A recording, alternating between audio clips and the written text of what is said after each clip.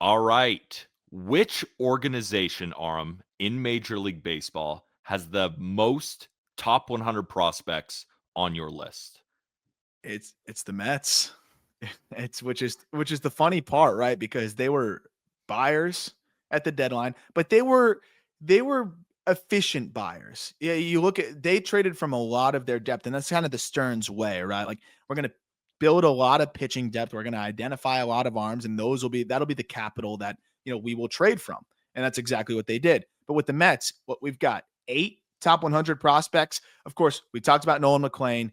Carson Benj is one of my favorite or one of my favorite outfield prospects in baseball, has long been. Then you have Jonah Tong with the year that he had. AJ Ewing was another big riser from unranked. He's kind of a new face up to 65. He's a dynamic, player. And then you got Jet Williams, Brandon Sproat, who's already at the big leagues, Jacob Reimer, and then Ryan Clifford, who snuck his way into the top 100 again after the year that he had. Huge power bat at first base that was putting up plus EVs and really had some success at the AAA level. But they've got offensive reinforcements coming at positions that they need. As Benj, I think, has a chance to break camp for them in center field. And then you have pitchers that are either already in the big leagues helping you or knocking on the door. And on top of that, Jack Wenninger's a prospect who just missed. We'll talk a little bit more about. And he could have easily been in the top 100 as well and given them a ninth. So it is it does drop off, I will say, outside of the top 10, but it is as strong of a top 10 as you have in Major League Baseball.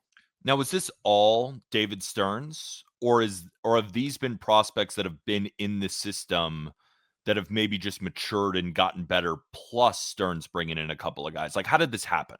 Yeah, I would say it's a little bit of both. Obviously, some of these guys have been here for a little bit, but it's also you wonder, like, with the new player development infrastructure that they have there, like how much has that helped to Jonah Tong, who went from seventh rounder to making another leap this past year, and a guy like AJ Ewing, who now added more impact, and even a guy like Nolan McLean, who just continues to optimize that pitch mix. Like, would that have happened without the player development infrastructure they had before? I don't know.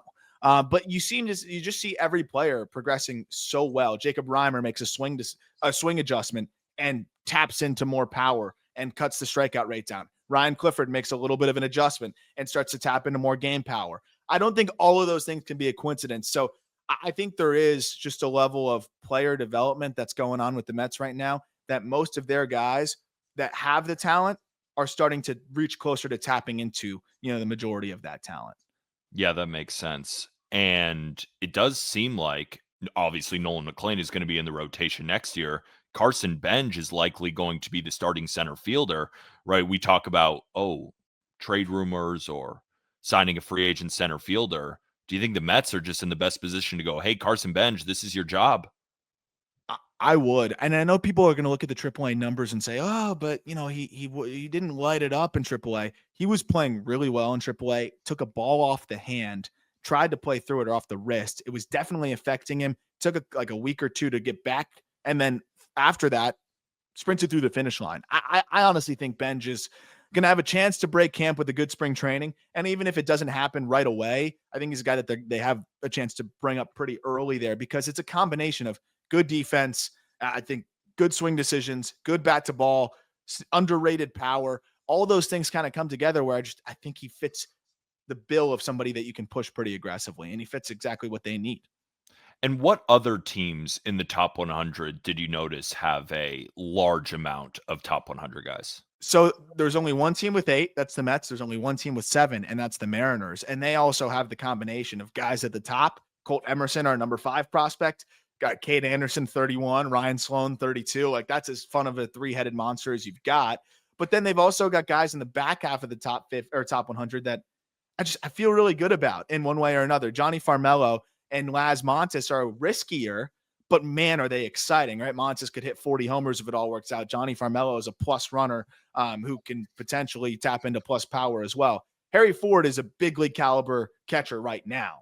And that's a guy that is already, knocking on the door of doing that more consistently. He's just blocked, so he might get traded. And then Michael Arroyo has been one of the more productive hitters in the minor leagues over the last, several years. And then they've got more guys like Durangelo Senja with a strong start to the season this year. Could be a guy that jumps into the top 100. They have several other intriguing prospects as well. So I mean, the Mariners, as you know, too, they're always a wagon. And then 6 top 100 guys with the Guardians and the Dodgers, which I don't Mm. think that's surprising either. Guardians and the Dodgers. Just hearing that the Dodgers have such a great farm system again. We only have about, 40 seconds here. The Dodgers from top to bottom just have to be by far the best organization in Major League Baseball. I know it sounds obvious, but there's not a lot of teams that win back-to-back World Series and then have 6 top 100 prospects. Well, you look at one of the guys that was the biggest risers. Unfortunately, he was hurt at the back half of the year, Mike Sirota, with a knee issue.